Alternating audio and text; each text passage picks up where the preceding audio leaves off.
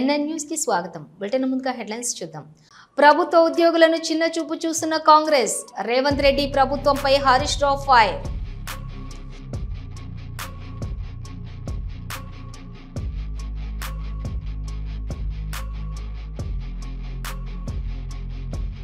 Telugu cinema piracy చేస్తే కఠిన చర్యలు, తెలంగాణ హోంశాఖ ప్రత్యేక ప్రధాన కార్యదర్శి సివి ఆనంద్.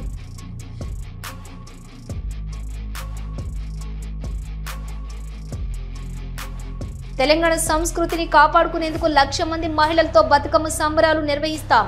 తెలంగాణ జాగృతి అధ్యక్షురాలు కల్వకుంట్ల కవిత.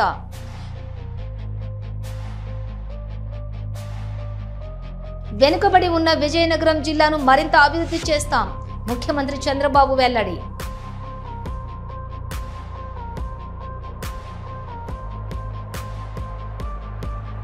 స్త్రీ శక్తి పథకానికి అపూర్వ స్పందన. 90% మంది మహిళలు ఆర్టీసీ బస్సులో ప్రయాణిస్తున్నారన్న మంత్రి అచ్చెన్నాయుడు.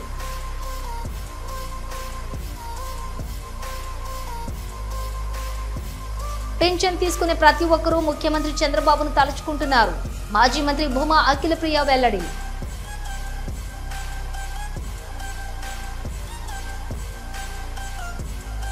తెలంగాణలో pink book, red book, blue book అంటూ లేదు. మాకు తెలిసిందల్లా కాకి బుక్ మాత్రమే అని అన్నారు నేడు బాధ్యతలు స్వీకరించిన డీజీపీ శివధర్ రెడ్డి. సోషల్ మీడియాలో ఇష్టం వచ్చినట్లు కుటుంబ సభ్యులను కించపరిచేలా పోస్టులు పెడితే కఠిన చర్యలు తప్పవని హెచ్చరించారు. డీజీపీగా నియమించినందుకు తెలంగాణ ప్రభుత్వానికి ధన్యవాదాలు తెలిపారు. పోలీస్ శాఖలో 17,000 ఖాళీలు ఉన్నాయి. ఆ నియామకాలు పూర్తయ్యేలా చర్యలు తీసుకుంటామన్నారు డీజీపీ శివధర్ రెడ్డి. సార్, ప్రధాన ప్రతిపక్షంగా ఉన్నటువంటి కొంతమంది నాయకులు ప్రతి అధికారులు, పోలీస్ అధికారులందరూ కూడా పింక్ బుక్ లో ఎక్కిస్తాం అని కూడా ఛాలెంజ్ చేస్తున్నారు. దీనిపై ఏం చెప్తారు? నేను ఆల్రెడీ ఒక టీవీ ఛానల్ చెప్పినానండి, మాకు pink book, blue, red, white అట్లా ఏముండదు. మాదంతా ఓన్లీ కాకి బుక్. కాకి బుక్ అంటే సిఆర్పిసి, ఐపీసీ చట్టాలతో ప్రకారం పోతాము. ఆ కాకి బుక్ అంటే అన్ని కలిస్తే కాకి బుక్ అవుతుంది. ఇదే మాకు తెలిసిన కలర్ కానీ మిగతా కలర్ సంబంధం లేదు. So thank you very much. Sir, social మీడియాకి సంబంధించి ఇటీవల చాలా పోస్టులు వైరల్ గా మారుతున్నాయి. వాటిపైన మీరు కఠినమైనటువంటి అంటే పీడీ యాక్ట్ లాంటి కేసులు పెడతామని చెప్పేసి అని ఒక ఇన్ఫర్మేషన్ వస్తుంది. అది ఎంత అట్లనేం లేదు, అట్లా తెలుసుకుంటాను మరి. కానీ ఒకటే, సోషల్ మీడియా సంబంధించి ఇంతకుముందు కూడా చెప్పినాను నేను, వాళ్ళు వేరే వ్యక్తుల యొక్క శీలహననం చేయకుండా, క్యారెక్టర్ అసాసినేషన్ చేయకుండా, వాళ్ళ గురించి అబద్ధాలు మాట్లాడకుండా, వాళ్ళ గురించి ఇష్టం వచ్చినట్టు వాళ్ళ ఫ్యామిలీ మెంబర్స్ గురించి, వాళ్ళ ఫ్యామిలీ గురించి, వాళ్ళ వ్యక్తిత్వం గురించి అడ్డం రాస్తే మాత్రం తప్పకుండా యాక్షన్ ఉంటుంది. అట్లా కాకుండా ఫేక్ న్యూస్ అది కూడా చేయొద్దు. ఓన్లీ థింగ్ ఏంటంటే వాళ్ళు విత్-ఇన్ 4 walls ఆఫ్ కాన్స్టిట్యూషన్ లో ఏం రాసుకున్నా, ఏం విమర్శ చేసుకున్నా, ఏ సద్విమర్శ చేసుకున్నా, ఏ కన్స్ట్రక్టివ్ విమర్శ చేసుకున్నా, ఎట్లాంటి నిర్మాణాత్మకమైనటువంటి క్రిటిసిజం చేసినా కానీ దానికి మాకు మన నుంచి ఎట్లాంటి ప్రాబ్లం ఉండదు. కానీ అది దారి తప్పి అది నేరంగా మారితే మాత్రం తప్పకుండా will enter. Thank you very much. మాజీ మంత్రి సనత్ నగర్ ఎమ్మెల్యే తలసాని ఆధ్వర్యంలో ఘనంగా సద్దుల బతుకమ్మ వేడుకలు జరిగాయి. హైడ్రా పోలీస్ స్టేషన్ సమీపంలోని కర్బలా మైదానంలో బతుకమ్మ వేడుకలు అంగరంగ వైభవంగా నిర్వహించారు. బతుకమ్మ పండుగ నేపథ్యంలో కర్బలా మైదానానికి భారీగా తరలివచ్చిన మహిళలు, యువతులు ఆడి పాడారు. బతుకమ్మ పాటలతో హుస్సేన్ సాగర్ తీరం కోలాహలంగా మారింది. అనంతరం తలసాని శ్రీనివాస్ యాదవ్ మహిళలకు సద్దుల బతుకమ్మ శుభాకాంక్షలు తెలిపారు.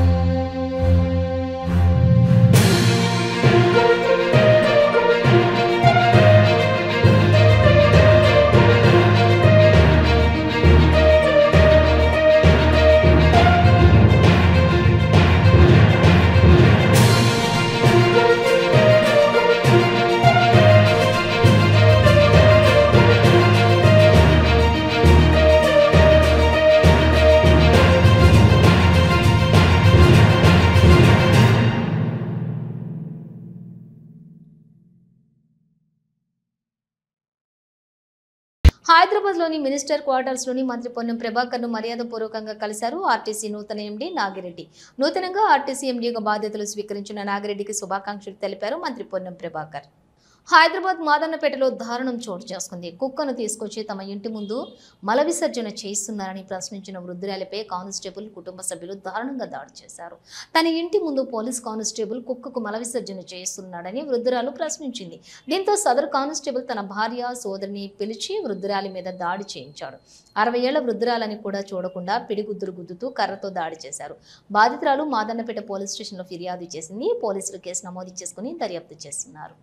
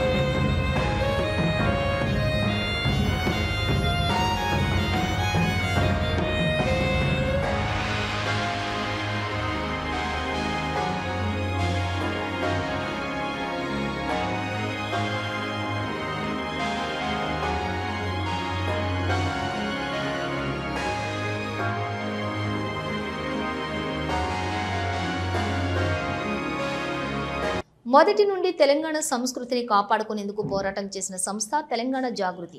వచ్చే ఏడాది తెలంగాణ జాగృతి ఆధ్వర్యంలో 1,00,000 మంది మహిళలతో బతుకమ్మ సంబరాలు నిర్వహిస్తామని తెలిపారు కల్వకుంట్ల కవిత.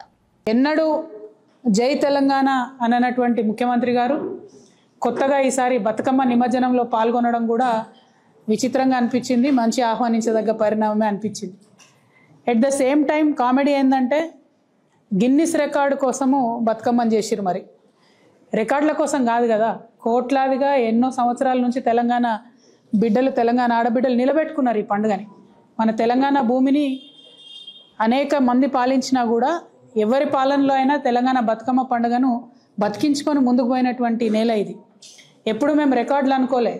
ఎందుకంటే ఇప్పుడు కాదు, ఉమ్మడి ఆంధ్రప్రదేశ్లోనే 1,00,000 బతుకమ్మల జాతర అని చేసి బొడ్డెమ్మ నుంచి మొదలు పెడితే బతుకమ్మ వరకు 28 రోజులు 1,00,000 బతుకమ్మలు తెలంగాణ అంతా చేసినాం. కానీ గిన్నిస్ రికార్డ్ కోసం చేయలే, తెలంగాణ రాష్ట్రం రావాలని చేసినాం. ఇప్పుడు కూడా ప్రభుత్వం ఆ పంతాలో ఆలోచించుంటే బాగుండేది. బతుకమ్మకు బతుకమ్మ చీరలు ఇచ్చుంటే బాగుండేది. మహిళలకు ఏదైనా లాభం జరిగేటటువంటి పని చేసి ఉంటే బాగుండేది. కానీ రికార్డు రావాలి, ఆ రికార్డులు ఎవరు చేసిండ్రు బతుకమ్మ అంటే గిన్నిస్ రికార్డులో రేవంత్ రెడ్డి గారు ప్రభుత్వం చేసిందని రావాలనే ఒక విచిత్రమైన వింత పోకడతోని ఈ రాష్ట్రంలో పరిపాలన జరగడం చాలా దురదృష్టకరం. మొదటి నుండి తెలంగాణ సంస్కృతిని నిలబెట్టుకోవాలని పోరాటం చేసిన సంస్థ, ఆరాటపడ్డ సంస్థ తెలంగాణ జాగృతి. కాబట్టి మరి ఏదైతే కేవలం 10,000 మందితో బతుకమ్మ రికార్డు చేసి ఒక రకంగా తెలంగాణ మహిళలను అవమానించారని మేము భావిస్తూ ఉన్నాం. కాబట్టి వచ్చే సంవత్సరం తెలంగాణ జాగృతి ఆధ్వర్యంలో 1,00,000 మంది మహిళలతోని మేము బతుకమ్మ సంబరాలు చేసి గిన్నిస్ రికార్డ్ ఎక్కించి ఖచ్చితంగా బతుకమ్మ పండుగ అంటే తెలంగాణ ఆడబిడ్డల పండుగ అనేటటువంటి విషయాన్ని నిరూపిస్తాం. ప్రభుత్వం మా మరుసటి సంవత్సరం మాకు పోటీ వస్తే దాన్ని కూడా బ్రేక్ చేసేటట్టు మళ్ళీ వేస్తాం. అల్టిమేట్గా మా ఆలోచన ఏంటంటే తెలంగాణ తల్లి బొమ్మ ఎవరు పెట్టిరంటే తెలంగాణ ప్రజలు పెట్టిరన్నట్టు రావాలి, కానీ రేవంత్ రెడ్డి గారు పెట్టినని వచ్చే విధంగా వారు ఏదైతే ఈ కుట్రలు చేస్తూ ఉన్నారో వాటిని ఖచ్చితంగా ఎదుర్కోవడానికే ఈ ప్రయత్నం చేస్తాం. వచ్చే సంవత్సరం 1,00,000 మంది మహిళలతోని తెలంగాణ జాగృతి ఆధ్వర్యంలో ఖచ్చితంగా హైదరాబాద్ నగరంలో చేసి చూపిస్తామని సందర్భంగా ప్రజలందరికీ కూడా తెలియజేస్తూ ఉన్నాం. తెలంగాణ హోంశాఖ ప్రత్యేక ప్రధాన కార్యదర్శి సివి ఆనంద్ మీడియా సమావేశంలో మాట్లాడారు. తెలుగు చిత్ర పరిశ్రమ ఎదుర్కొంటున్న పైరసీ గురించి మాట్లాడారు. ముఖ్యంగా ఇక్కడ తెలుగు ఫిల్మ్ ఇండస్ట్రీ వారు వాళ్ళ మూవీస్ అన్నీ కూడా 2 సంస్థల దగ్గర ఏవైతే ఉన్నాయో వాళ్ళ దగ్గర వాళ్ళు మొత్తం ప్రొడ్యూస్ అయిన తర్వాత ఫైనల్ మూవీ ఏదైతే కాపీ ఉంటుందో వాళ్ళ దగ్గర అదే వాళ్ళ పేరు యూఎఫ్ఓ అండ్ క్యూబ్, ఈ 2 ఉన్నాయి వాళ్ళ దగ్గర. అంటే వాళ్ళు కూడా సేఫ్ అనుకున్నారు, కానీ వీళ్ళు ఏ లెవెల్లో ఆపరేట్ చేస్తున్నారంటే వాళ్ళకి తెలియకుండానే మూవీ అక్కడ నుండి హ్యాక్ చేసేసి వాళ్ళు మూవీ పైరసీ చేస్తున్నారు. సో ఇప్పుడు ఈ దీంట్లో ఏమైందంటే ఎప్పుడైతే జానా కిరణ్ కుమార్ ఆ కేసులో దొరికాడో అతని క్రిప్టో పేమెంట్ ఏదైతే జరిగిందో దాని అనాలిసిస్ చేస్తే మాకు బైబిట్ వాలెట్ ద్వారా అతని పేమెంట్ అయిందని తెలిసింది. ఈ బైబిట్ వాలెట్ అస్మిత్ సింగ్ అని పూనాకు చెందినవాడు. సో అతన్ని మా టీం వెళ్ళి అదుపులో తీసుకుంది. అతను అక్కడ క్రిప్టో ట్రేడర్.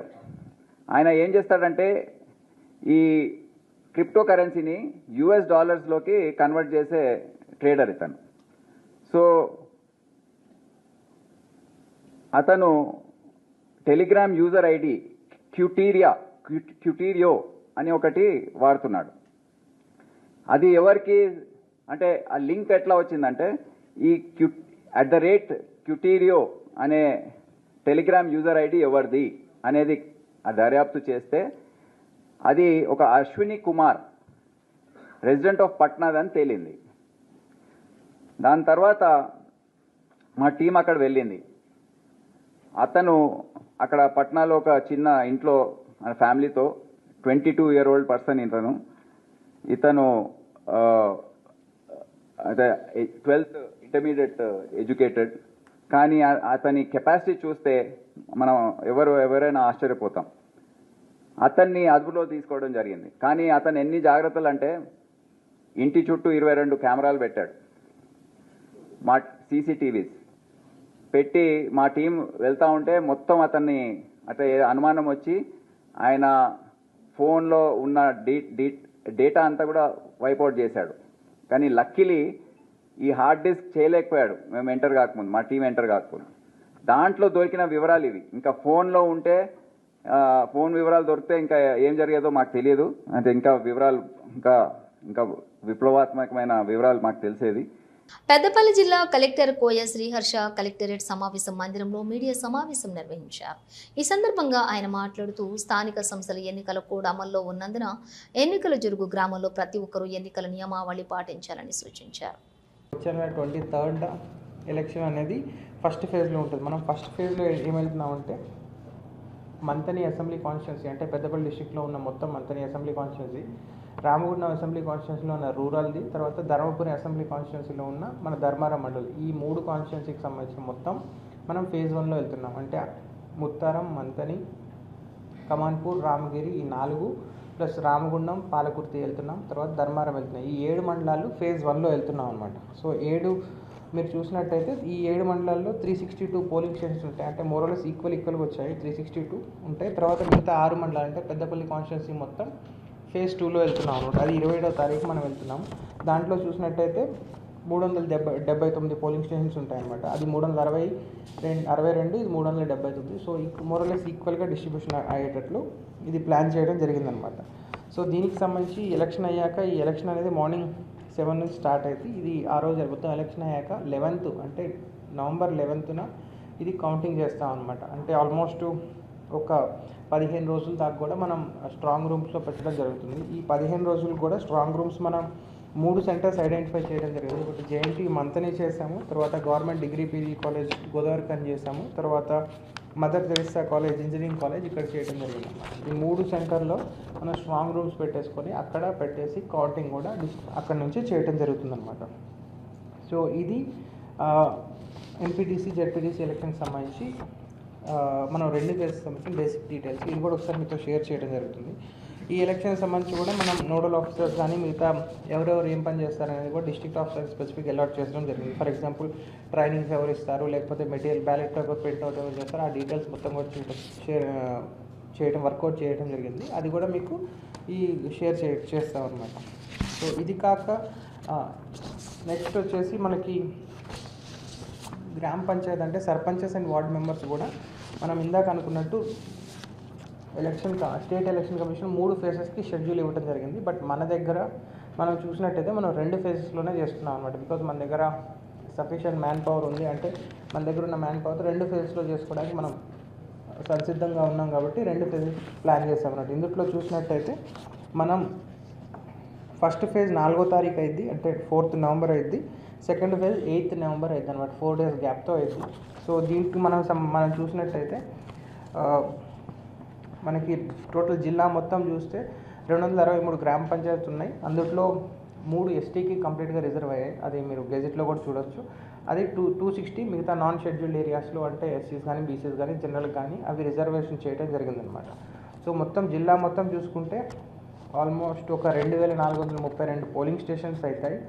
తర్వాత లొకేషన్స్ అంటే 273 లొకేషన్స్ దాకా కూడా చేస్తున్నాం అనమాట. సో దీనికి సంబంధించి మనం మ్యాన్ పవర్ రిక్వైర్మెంట్ కానీ పోస్టల్ బ్యాలెట్ బాక్సెస్ రిక్వైర్మెంట్ కానీ మొత్తం మనం అసెస్ చేసుకోవడం జరిగింది. మనం లాస్ట్ 3-4-5 months నుంచి దీని మీద వర్క్ చేస్తున్నాం అనమాట. మనకి బ్యాలెట్ బాక్సెస్ కానీ జంబో బాక్సెస్ కానీ కర్ణాటక నుంచి కానీ లేకపోతే గుజరాత్ నుంచి కానీ మనం కొన్ని తెప్పించుకున్నాము, వాటిని కొన్ని రిపేర్ చేసుకున్నాము. ఈ ఐటమ్స్ మొత్తం కూడా సఫిషియెంట్గా 20% బఫర్తో ప్రతి ఎంపీడీ ఆఫీస్లో ఉన్నాయన్నమాట. సో దానికి సంబంధించి బ్యాలెట్ బాక్సెస్ సంబంధించి కానీ ఎంపీటీసీ ఎలక్షన్స్కి దీనికి రెండింటికి సఫిషియెంట్గా ఉన్నాయన్నమాట. అది ఒకటి. మనం మాజీ మంత్రి సిద్దిపేట ఎమ్మెల్యే హరీష్ రావు మీడియా సమావేశంలో మాట్లాడారు. రాష్ట్ర ప్రభుత్వం ఉద్యోగులకు కాంగ్రెస్ ప్రభుత్వం అధికారంలోకి రాగానే డిఏలను చెల్లిస్తామని హామీ ఇచ్చిందని, కానీ ఇప్పటి వరకు 5 డిఏలను ఉద్యోగులకు చెల్లించకుండా తాత్సారం చేస్తుందని విమర్శించారు హరీష్ రావు. కానీ మన రాష్ట్ర ప్రభుత్వం రేవంత్ రెడ్డి ప్రభుత్వం మాత్రం తెలంగాణ ఉద్యోగులకు చేదు ఫలితాలను మాత్రమే అందిస్తూ ఉంది. ఇలా రాష్ట్ర ప్రభుత్వ ఉద్యోగులకు 5 డిఏలు పెండింగ్లో ఉన్నాయి. ఆనాడు కాంగ్రెస్ పార్టీ ఎన్నికల ముందు ఏమన్నారు? పెండింగ్లో ఉన్న 2-3 డిఏలను తక్షణమే ఇస్తాము అని చెప్పారు. పెండింగ్లో ఉన్న 2-3 ఇయ్యలేదు, కానీ కొత్తగా రావాల్సిన డిఏలు కూడా పేరుకపోయి ఈరోజు రాష్ట్ర ప్రభుత్వ ఉద్యోగులకు 5 డిఏలు పెండింగ్లో ఉండిపోయినాయి. అంటే రేవంత్ రెడ్డి గారు ఇలా ప్రభుత్వ ఉద్యోగులను చిన్న చూపు చూస్తూ ఉన్నారు.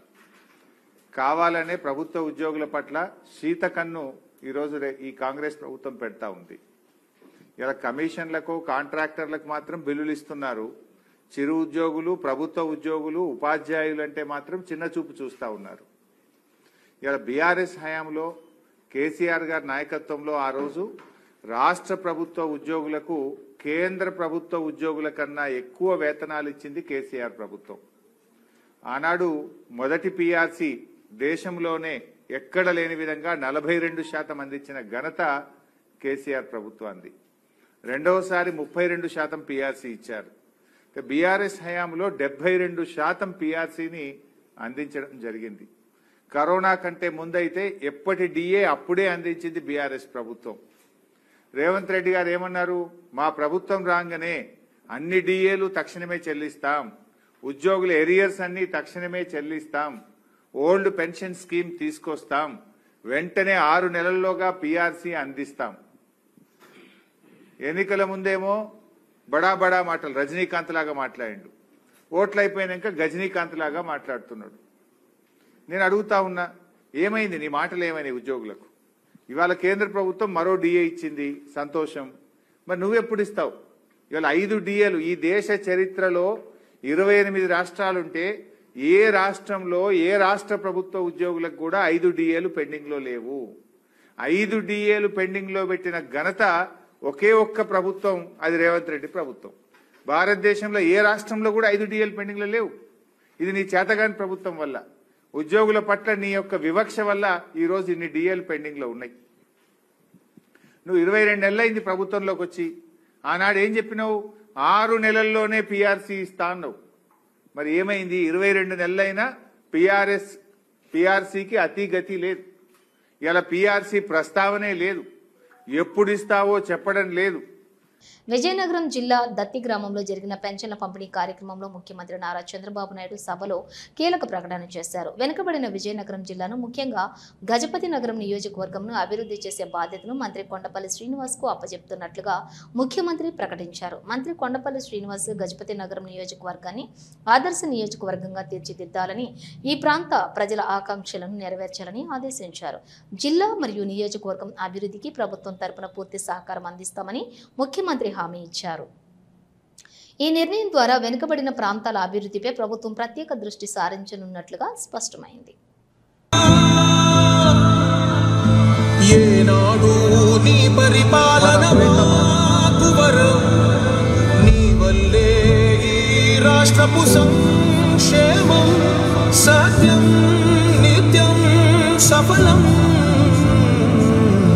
జనగణ మంగళదాయకుడా, ఘనమగు చరితల నాయకుడా, పలుతరములు మము పరిపాలించర స్వామికుడా, నవయుగ మేధో సైనికుడా, సమయము తెలియని సేవకుడా, యువన వ్యాంధ్రకు ప్రగతిని చూపర సాధకుడా, వైతాళికుడా.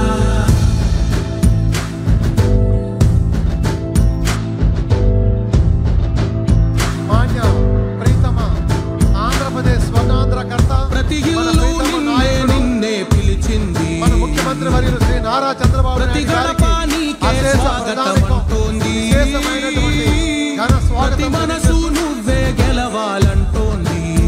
ముఖ్యమంత్రి వారికి సాధారణంగా స్వాగతం తెలియజేస్తూ పేదల సేవలో ప్రజావేదిక, మహోన్నతమైన వేదిక, విజయనగరం జిల్లా చరిత్రలో శాశ్వతంగా యశోభరితంగా, విజయనగరం జిల్లా చరిత్రలో, దత్తి రాజేరు మండలంలో, దత్తి గ్రామ చరిత్రలో శాశ్వతంగా శిలాక్షరాలతో, సువర్ణ అక్షరాలతో లిఖించదగ్గ మహోన్నతమైనటువంటి ఈ రోజును, ఈ ప్రజావేదికపై ఆశీనులు కావాల్సిందిగా స్వర్ణాంధ్ర రూపకర్త మాన్య శ్రీ నారా చంద్రబాబు నాయుడు స్వాగతం తెలియజేస్తూ ఈనాటి కార్యక్రమాన్ని ఆద్యంతం నడిపించవలసిందిగా గౌరవ జిల్లా కలెక్టర్ శ్రీ రామసుందర్ రెడ్డి గారు ఐఏఎస్ వారిని సాధారణంగా సవినయంగా కోరుకుంటూ,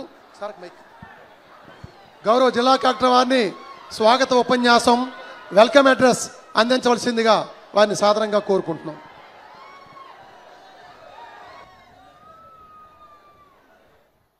సభకు నమస్కారం. ఈ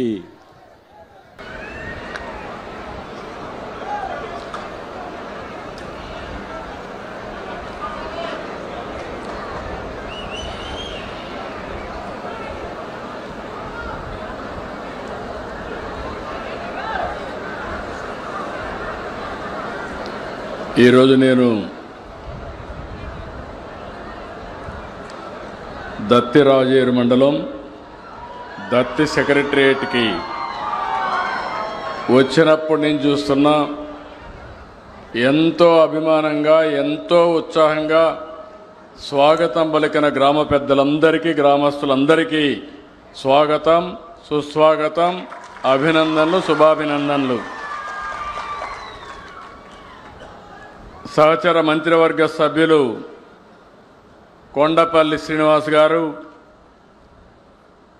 సహచర మంత్రివర్గ సభ్యురాలు హోంశాఖ మంత్రి అనిత గారు, గౌరవ పార్లమెంట్ సభ్యుడు కలిశెట్టి అప్పలనాయుడు గారు, ఈరోజు సెర్ఫ్ CEO మీ అందరికీ మొదటి తారీఖు అయితే మొదటి గంటలోనే మీకు పింఛన్లు ఇప్పిస్తున్నటువంటి కరుణ గారు, పెన్షనర్స్ అయితే ఇక్కడ సత్యవతి గారు, యమున గారు, బంగారు కుటుంబాలు 2 ధనంజయ నాయుడు గారు, నాగమణి గారు, మార్గదర్శి త్రినాథరావు గారు, రవికుమార్ గారు, జిల్లా కలెక్టర్ రామసుందర్ రెడ్డి గారు, మరొకసారి మా యువతను చూస్తున్నా చాలా ఉత్సాహంగా